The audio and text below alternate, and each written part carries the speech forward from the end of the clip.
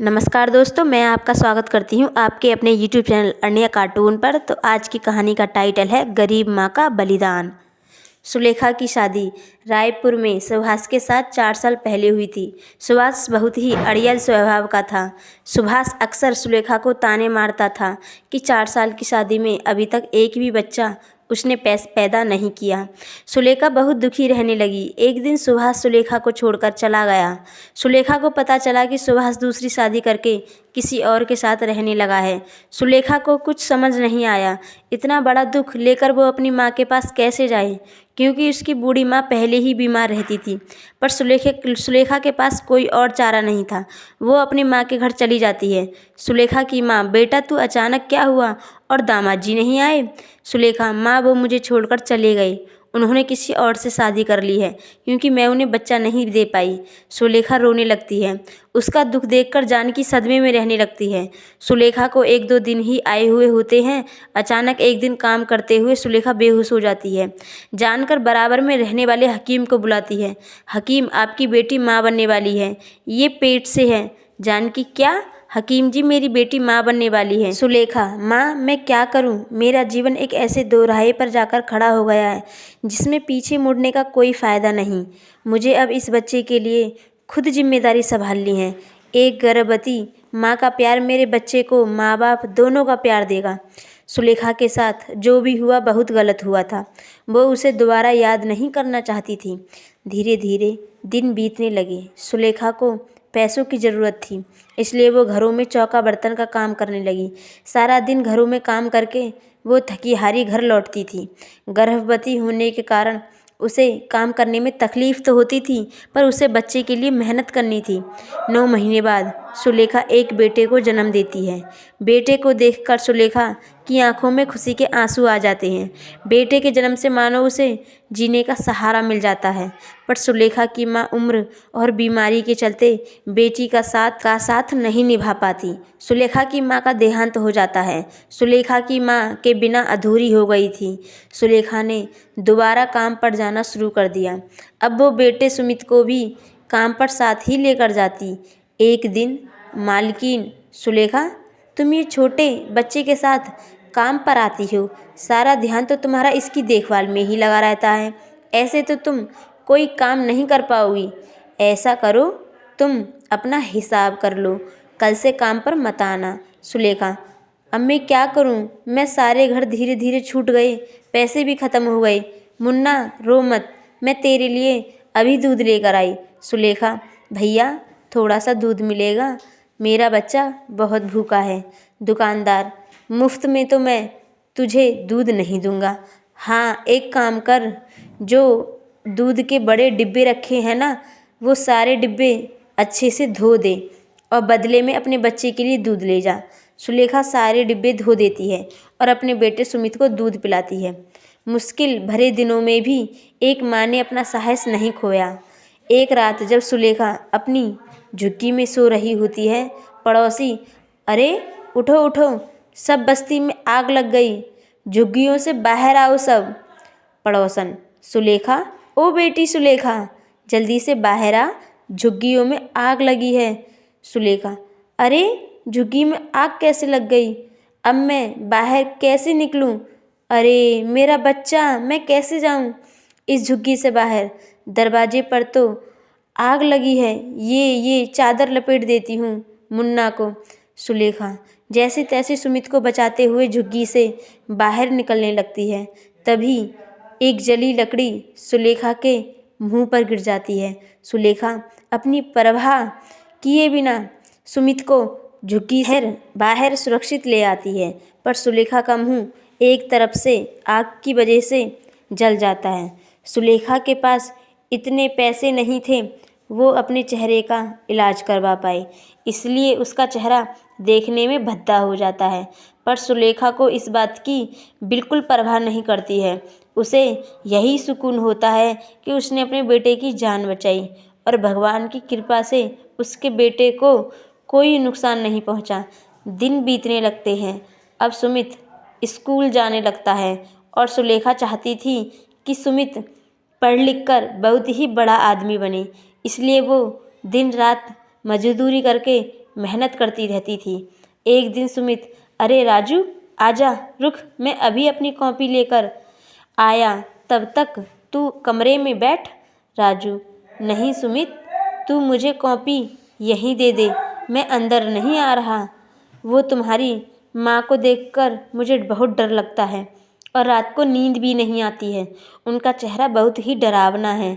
सुमित, अच्छा ठीक है। राजू, सुलेखा, अरे सुमित, तुम्हारा दोस्त राजू आया था, पर घर के अंदर क्यों नहीं आया? सुमित, वो आपके डरावने और बदसूरत चेहरे से घबराता है। सिर्फ वही नहीं, मेरे सारे दोस्त आपका इतना चेहरा खराब देखकर डर जाते हैं, मानो किसी भूत को देख लिया हो। तभी मेरा कोई दोस्त मेरे घर आने के लिए हाँ नहीं बोलता। आपकी वजह से मुझे बहुत शर्मिंदगी महसूस होती है माँ। पता नहीं मेरी ज़िंदगी में ऐसी माँ क्यों लिखी है। लोगों की माँ बहुत ही सुंदर होती है, पर मेरी माँ बहुत बदसूरत है। क्यों? सुमित गुस्से में कमरे से चला जाता है। सुलेखा रोने लगती है, पर वो उस वक्त कुछ नहीं बोलती।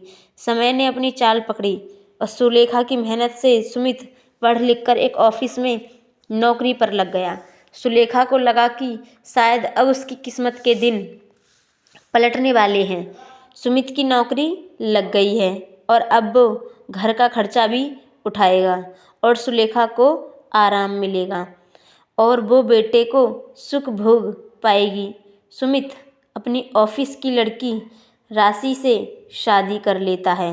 सुलेखा बेटे की खुशी के खातिर कुछ नहीं बोलती। एक दिन सुमित ऑफिस के काम से बाहर गया हुआ होता है। राशि अपनी कुछ सहेलियों को घर पर बुलाती है। राशि, माँ जी, आज मेरी कुछ सहेलियाँ लंच पर आ रही हैं, आप प्लीज़ उनके सामने अपना ये बदसूरत चेहरा लेकर बिल्कुल मत आना, वरना मुझको सबके सामने शर्मिंदा होना पड़ेगा। एक काम करो, आप अपना मुंह ढक लो, जिससे कि मेरी सहेलियों को आपका चेहरा नज़र नहीं आएगा। आप जल्दी से सारा लंच बनाकर रख दो, तब तक मैं तैयार होकर आती हूँ। मेरी सहेलियाँ आने ही वाली हैं। बेचारी सुलेखा कुछ नहीं बोलती और उदास मन से रसोई में खाना बनाने चली जाती है। दोपहर में राशि की सहेलियाँ लंच पर आती हैं और खाना खाने बैठती हैं। तभी सुलेखा वहाँ सब्जी का कटोरा लेकर आती है। जब वह एक लड़की को सब्जी देने लगती है, सहेली पूछती है, ये कौन है? राशि, अरे ये मेरी नौकरानी है। सहेली कहती है, अच्छा, तो खाना इन्होंने बनाया है, बहुत ही स्वादिष्ट बनाया है आपने। राशि के मुंह से नौकरानी सुनकर सुलेखा घबरा जाती है और उसके हाथ से सब्जी लड़की के कपड़ों पर गिर जाती है। लड़की सुलेखा का मुंह देख लेती है और डर जाती है। उसकी चीख निकल जाती है, सहेली, कितना बदसूरत चेहरा है, मुझे नहीं खाना इनका हाथ का खाना। फ्रेंड्स, आपने इनका चेहरा देखा है, अगर देखोगे तो 10 दिन तक सो नहीं पाओगे। राशि, अरे ऐसे कैसे तुम लोग जा सकती हो, खाना तो पूरा खा कर जाओ। सहेली, नहीं, हमें अब भूख नहीं है, हम लोग अब चलते हैं। राशि गुस्से में कहती है, करा दी ना मेरी बेइज्जती, मेरी सहेलियों के सामने। मैंने कितनी बार कहा था अपना ये मनहूस चेहरा मेरी सहेलियों के सामने बिल्कुल मत लाना, पर आपने मेरी एक नहीं मानी। आने दो सुमित को, मैं अब इस घर में एक पल भी नहीं रह सकती। सुमित के आने के बाद राशि तरह तरह की बातें बनाकर सुलेखा के खिलाफ उसे भड़काती है। राशि, सुमित, अब मैं एक पल भी इस घर में और नहीं रह सकता। अगर तुमने अलग रहने का फैसला नहीं लिया तो मैं तुम्हें छोड़कर अपने मम्मी पापा के घर चला जाऊंगा। सुमित, माँ, हम और अब आपके साथ नहीं रह सकते। हमारा भी अपना जीवन है, हमारा भी अलग परिवार बनेगा जब हमारे बच्चे होंगे और आपका ये बदसूरत चेहरा देखेंगे तो शायद वो भी शर्मिंदा होंगे। इसलिए यही सही रहेगा कि हम आपसे दूर हो जाएं। सुलेखा, पर सुमित बेटा, मैं तुम्हारे बिना कैसे रहूँगी? मेरा तो जीवन ही तुमसे है। बेटा, मेरी तो हर सुबह हर शाम तुम्हें देखकर ही होती है। तुम्हारे बिना मैं जिंदा नहीं रह पाऊंगी। मेरे बेटे, मुझे छोड़कर मत जाओ। सुमित सुलेखा की बात को नहीं मानता है और राशि के साथ अलग घर में रहने चला जाता है। सुलेखा सुमित के जाने से बहुत दुखी हो जाती है। सुमित के बिना जीवन काटना सुलेखा के लिए एक सजा थी। एक सुमित ही था उसके जीवन में। सुमित के जाने के दुख से सुलेखा बीमार रहने लगी। उधर सुमित राशि के साथ दूसरे घर में रहने लगता है। एक दिन सुमित ऑफिस में होता है, तभी उसे अचानक हार्ट अटैक आ जाता है। उसके मुंह से माँ शब्द निकलता है। सुमित, माँ, बहुत दर्द हो रहा है। सुलेखा सुमित के गम से बेहोशी की हालत में उसे याद कर रही थी। पड़ोस की श्यामा मौसी उसके साथ बैठी थी। सुलेखा, ऐसा लग रहा है जैसे मेरे बेटे ने मुझे पुकारा हो, जैसे वो किसी तकलीफ़ में हो। मैं आ रही हूँ मेरे बेटे, तू चिंता मत कर, मैं आ रही हूँ। सुलेखा की तबीयत बिगड़ने लगती है, उसकी सांस फूलने लगती है। श्यामा मौसी, क्या हुआ सुलेखा? अरे, ये तो बेहोशी की हालत में हो रही है और तेज बुखार भी है। लगता है इसे अस्पताल ले जाना होगा। श्याम मौसी कुछ लोगों की मदद से सुलेखा को अस्पताल ले जाती हैं। वहाँ डॉक्टर सुलेखा का चेकअप करता है। तभी एक नर्स वहाँ आती है। नर्स, डॉक्टर, एक इमरजेंसी केस आया है। कोई मिस्टर सुमित हैं, उनकी वाइफ मिसेज राशि उनके साथ हैं। सुलेखा, मेरा बच्चा सुमित। सुलेखा, डॉक्टर, पहले आप उन्हें देखो, मेरी चिंता मत करो। डॉक्टर सुमित को देखने लगते हैं। वो राशि से कहता है, डॉक्टर देखिए, हमें जल्दी ही एक हार्ट की ज़रूरत है। इनका हार्ट पूरी तरह से डैमेज हो रहा है। अगर इनका हार्ट नहीं बदला गया तो इनकी जान भी जा सकती है। राशि रोने लगती है।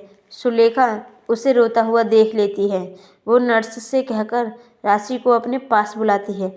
सुलेखा, राशि रो मत बहू, मेरे होते हुए मेरे बच्चे पर आँच भी नहीं आ सकती। तुम चिंता मत करो। राशि रोते हुए सुमित के पास चली जाती है। सुमित की तबीयत का सुनकर सुलेखा की तबीयत बिगड़ने लगती है, उसकी सांस फूलने लगती है। वो डॉक्टर से कहती है, सुलेखा, डॉक्टर, मुझे पता है मैं अब नहीं बचूंगी। आप मेरा एक काम करना, मेरा ये दिल मेरे बच्चे को दे दो, मेरे सुमित को बचा लो। कुछ समय बाद सुमित की तबीयत में सुधार आता है। डॉक्टर, ओहो गुड मिस्टर सुमित, आप कैसा फील कर रहे हो? राशि, आप बिल्कुल खतरे से बाहर हैं। डॉक्टर ने कहा आपको कुछ ही दिनों में छुट्टी मिल जाएगी। सुमित, राशि, मुझे किसने बचाया, मुझे बताओ। उनका मुझ पर एक बहुत बड़ा एहसान है। डॉक्टर, सुमित, आपकी माँ अस्पताल में थी जब आपको लाया गया। उनकी तबीयत बहुत ज़्यादा ख़राब थी। जब उन्होंने आपके बारे में सुना, आज जो दिल आपके अंदर धड़क रहा है वो आपकी माँ का है। सुमित, माँ, इतना बड़ा बलिदान मुझ पापी के लिए क्यों? माँ, क्यों? मुझे माफ़ी मांगने का हक भी नहीं दिया? माँ, मेरी ज़िंदगी बचाने के लिए तुमने अपनी पूरी ज़िंदगी लगा दी। माँ, मुझे माफ़ कर दो। माँ, मुझे माफ़ कर दो। श्यामा मौसी, सुमित बेटा, तुम अपनी माँ के बलिदानों का कर्ज जीवन भर नहीं चुका सकते। तुम अपनी माँ के जिस चेहरे को बदसूरत कहते थे, उस चेहरे पर जले का निशान बचपन में तुम्हें आग से बचाते हुए सुलेखा को मिला था।